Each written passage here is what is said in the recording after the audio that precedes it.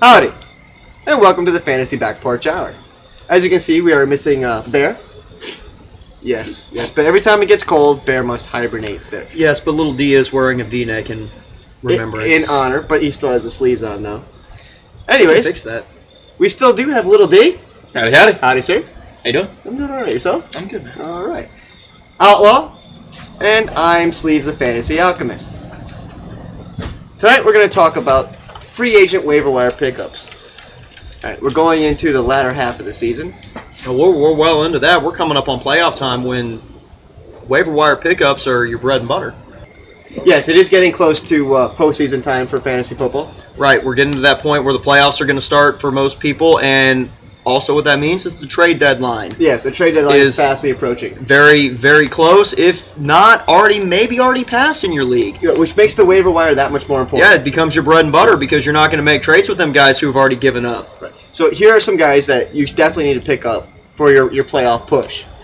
Number one, I would think Bobby Rainey. Agreed. As of right now, he looks like the hottest thing out there. He does. I mean, man's got speed. He's got a little bit of power. I know, it just makes him sexy, doesn't it? He does. It does.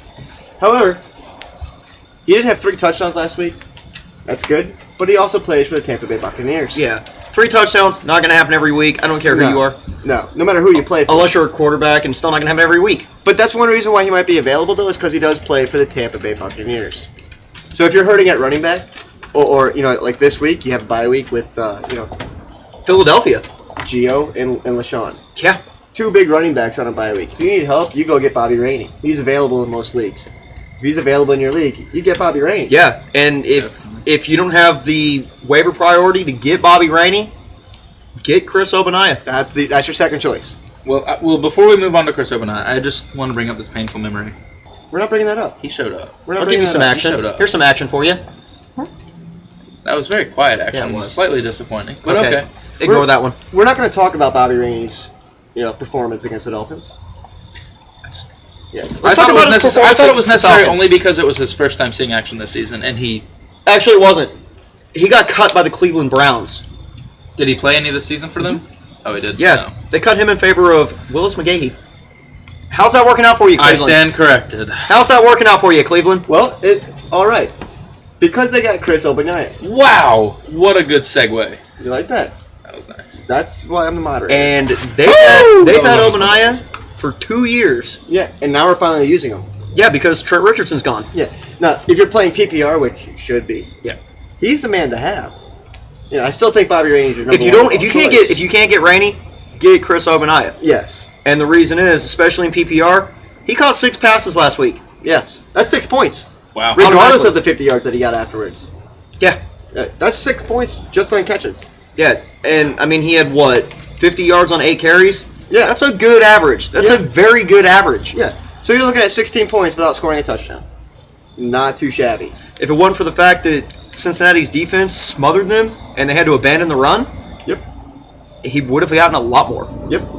So that's your second pickup as far as running backs go.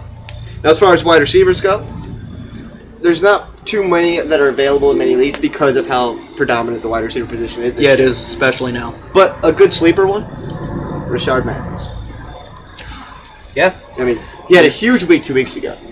Yeah. Last week, decent week, 5 receptions, 57 yards. He's coming up fairly equal with the Mike Wallaces, the Charles Clay. He's past Wallace. Well, he's getting. Okay, he's past Wallace because Wallace drops passes. Yeah, he's but catching the Brian ball. Hartline, he's getting up there. He's getting second in targets to Brian Hartline as far as I could see.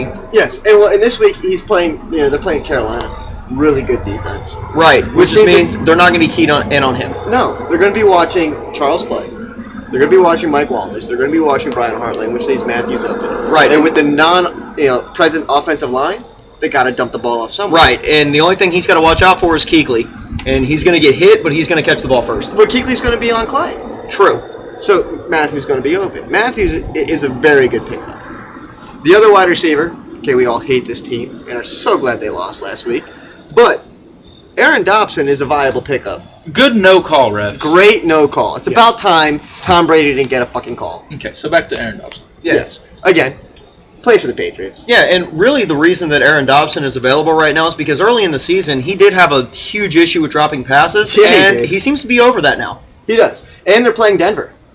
Denver can't stop a pass. No, they really can't. I mean, they're going to win that game, but they.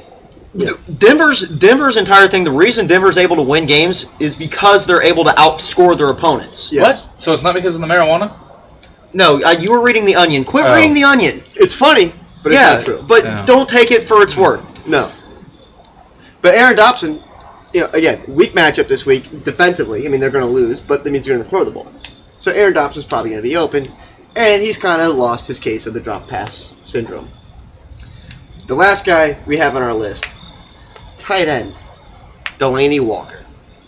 As long as Ryan Fitzpatrick is the quarterback in Tennessee, which he will be for the rest of the year, Delaney Walker is a very, very viable start. He is. I mean, he got 10 passes last week. Yeah, 14 over the last 2 weeks and 2 touchdowns. Yeah. Unfortunately, I was playing against him last week. I still won. But, 20 points out of your tight end is a lot. Yeah. And I don't see that really dropping off that much. They play Oakland this week. You cannot expect 20 points out of a tight end unless your tight end is Jimmy Graham. Yes. But they get it from a guy named Delaney Walker? Yeah. That's nice. Yeah, considering what did he do in the past? What did he do last year? If you even know who he played for last year. Yeah, not much. Exactly. Yeah. So those are our fantasy waiver wire pickups for Week 12. Stay frosty, my friends.